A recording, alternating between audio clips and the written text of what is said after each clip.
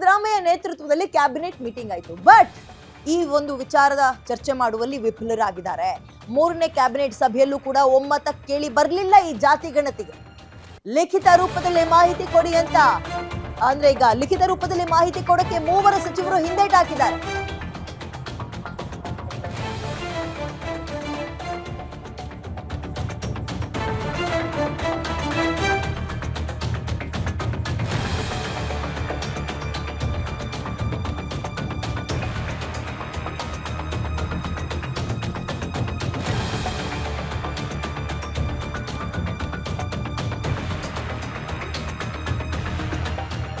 ಲಿಖಿತ ರೂಪದಲ್ಲಿ ಮಾಹಿತಿ ಕೊಡೋಕೆ ಮೂವರು ಸಚಿವರು ಹಿಂದೇಟು ಹಾಕಿದ್ದಾರೆ. 4ನೇ ಕ್ಯಾಬಿನೆಟ್ ಸಭೆಗೆ ಇದೀಗ ಇದನ್ನ ಮತ್ತೆ ಮುಂದೂಡಿಕೆ ಮಾಡಿದ್ದಾರೆ ಸಿಎಂ ಸಿದ್ದರಾಮಯ್ಯ.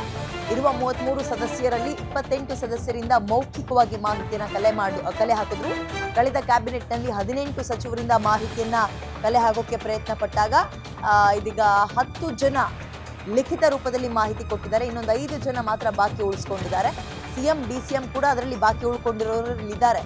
ಆದ್ರೆ ಇನ್ನೂ ಸಮಯ ಕೇಳಿರುತ್ತಾ ಇನ್ನೊಂದು ಮೂವರು ಸಮಯವನ್ನ ಕೇಳಿದಾರಂತೆ.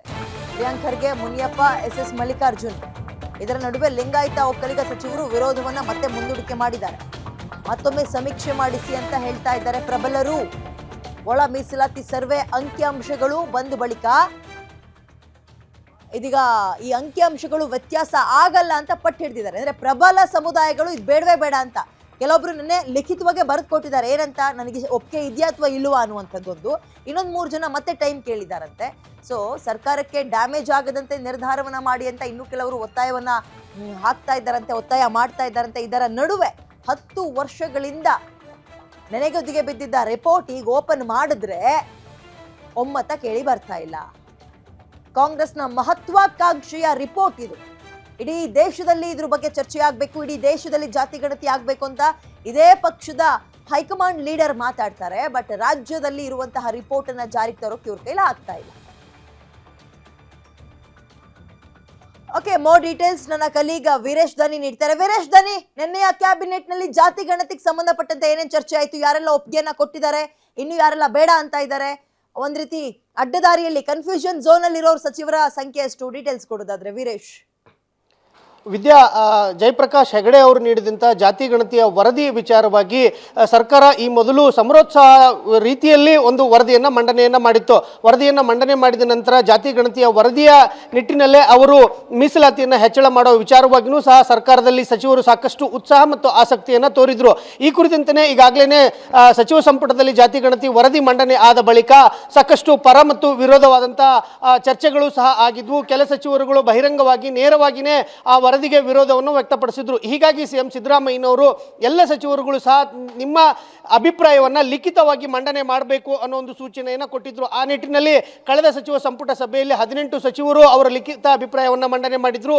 ನಿನ್ನೆಯ ಸಚಿವ ಸಂಪುಟ ಸಭೆಯಲ್ಲಿ 10 ಸಚಿವರು ಲಿಖಿತವಾಗಿ ತಮ್ಮ ಅಭಿಪ್ರಾಯವನ್ನು ಮಂಡನೆ ಮಾಡಿದ್ದಾರೆ. ಇನ್ನುಳಿದಂತೆ 5 ಸಚಿವರುಗಳು ಅವರ ಲಿಖಿತ ಅಭಿಪ್ರಾಯವನ್ನು ಮಂಡನೆ ಮಾಡಬೇಕಾಗಿರುವಂಥದ್ದು. ಈ ಪೈಕಿ ಸಿಎಂ ಸಿದ್ದರಾಮಯ್ಯ ಮತ್ತು ಡಿಸಿಎಂ ಡಿಕೆ ಶಿವಕುಮಾರ್ ಅವರು ಅವರ ಅಭಿಪ್ರಾಯವನ್ನು ಮಂಡನೆ ಮಾಡುವಂಥ ಸಾಧ್ಯತೆಗಳು ತುಂಬಾನೇ ಕಡಿಮೆ. ಹೀಗಾಗಿ ಈ 3 ಸಚಿವರುಗಳು ಇದೀಗ ಅವರ ಲಿಖಿತವಾದಂಥ ಅಭಿಪ್ರಾಯವನ್ನು ಮಂಡನೆ ಮಾಡಬೇಕಾಗಿರುವಂಥದ್ದು. ಇದರಲ್ಲಿ ವಿಶೇಷವಾಗಿ ಜಾತಿ ಗಣತಿಯ ವರದಿಗೆ ಸಾಕಷ್ಟು ವಿರೋಧವನ್ನು ವ್ಯಕ್ತಪಡಿಸಿರ್ತಕ್ಕಂಥ ದಾವಣಗೆರೆಯ ಎಸ್ ಮಲ್ಲಿಕಾರ್ಜುನ್ ಅವರು ವರದಿಗೆ ಲಿಖಿತ ಅಭಿಪ್ರಾಯವನ್ನು ಮಂಡನೆ ಮಾಡಬೇಕಾಗಿರುವಂಥದ್ದು. ಅದರ ಜೊತೆಗೆ ಪ್ರಿಯಾಂಕಾ ಖರ್ಗೆ ಅವರು ಸಹ ವರದಿಗೆ ಲಿಖಿತವಾದಂಥ ಅಭಿಪ್ರಾಯವನ್ನು ತಿಳಿಸಬೇಕಾಗಿದೆ. ಅದೇ ರೀತಿಯಾಗಿ KH ಮುನಿಯಪ್ಪ ಅವರು ಸಹ ಇದುವರೆಗೂ ಸಹ ಅವರ ಅಭಿಪ್ರಾಯವನ್ನು ಮಂಡನೆ ಮಾಡಿಲ್ಲ.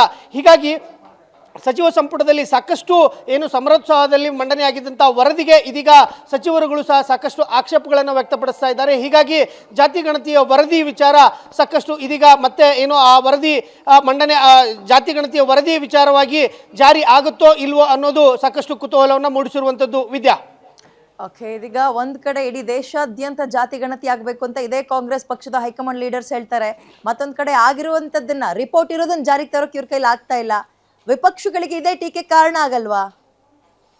ಖಂಡಿತವಾಗಿಯೂ ವಿದ್ಯಾ, ಯಾಕಂತಂದ್ರೆ ಕಾಂಗ್ರೆಸ್ ಈಗಾಗಲೇ ಅವರು ಪ್ರಣಾಳಿಕೆಯಲ್ಲೂ ಸಹ ಘೋಷಣೆ ಮಾಡಿದ್ರು, ನಾವು ಅಧಿಕಾರಕ್ಕೆ ಬಂದರೆ ಜಾತಿ ಗಣತಿಯ ವರದಿಯನ್ನು ಮಂಡನೆ ಮಾಡಿ ಅದನ್ನು ಜಾರಿ ಮಾಡ್ತೀವಿ ಮತ್ತು ಮೀಸಲಾತಿ ಪ್ರಮಾಣವನ್ನು ಹೆಚ್ಚಳ ಮಾಡ್ತೀವಿ ಅನ್ನೋ ಒಂದು ಮಾತುಗಳನ್ನು ಹೇಳಿದ್ರು. ಅದಾದ ಬಳಿಕ ಇದೀಗ ಸಚಿವ ಸಂಪುಟದಲ್ಲಿ ವರದಿ ಮಂಡನೆ ಆಗಿದೆ.